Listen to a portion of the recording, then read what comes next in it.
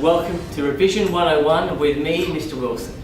In this episode we are looking at revision timetables and the correct amount of time to study. So we've talked before about the importance of getting ourselves ready for study. We've talked about making sure that we have some water, we talked about making sure that we're well rested, we have a particular space for us to work in. Now we're talking about the idea of getting yourself organised and ready to sit down and do your study periods. So a revision timetable is really important for this. A great resource for you to use can be found at getrevising.co.uk. On this website you'll be able to download a digital planner. That planner will help you to put the correct slots in and make your own revision timetable in a way that works for you. So, when planning out your revision timetable, how long should you study for? Well, there's lots of research on this, and the majority of research says that shorter periods of time are better. And we're going to introduce you to a technique called the Pomodoro technique. This is a technique which breaks down your study periods into short chunks with rest in between. Yes, the Pomodoro technique, first developed by Francesco Cirillo. Whilst interestingly, he was a medical student himself. Having worked out that he was learning better in short chunks, he devised this particular technique and he named it Pomodoro after the tomato-shaped timer that he used. Yes, thank you, I've got this one.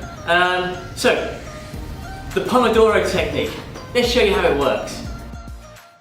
So we all want to make the best use of our time. So your brain is a pretty amazing thing. When it focuses on stuff, it can take in lots of information, but really only for short periods of time. Think of it like a journey. It's got a map, it's got a goal, it knows where it wants to go. And for those first 10 minutes of you revising and trying to memorize things, it's taking everything in its stride. It's even doing that for the first 20 minutes. But research shows something happens around the 30-minute mark.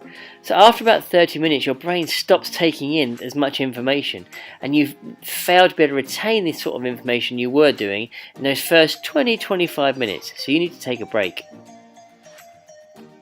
So the Pomodoro technique works like this. You split your time into sort of 25-minute study sections with a 5-minute break in between each one.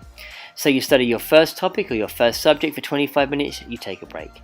Then you pick another subject or another topic, and you focus on that for 25 minutes, and you take a break. This always keeps your brain fresh, enabling you to take in the most information and make sure you're going to remember as much of it as you possibly can. It's the most effective way for you to use your revision time. You do that for 4 sections. It takes you about 2 hours to get through the whole process with your 25-minute sections with 5-minute breaks in between. Of an evening, that would be perfect. If you're studying for longer than that, maybe you've got a whole day of study, you can repeat that whole process more than once. Let's say you do it twice. After the second time, however, you should take a much longer break to give your brain a time to regenerate, re-energize, and be ready to go again. I hope you found that useful. Good luck with creating your revision timetables and try out the Pomodoro technique. We'll see you next time on Revision 101.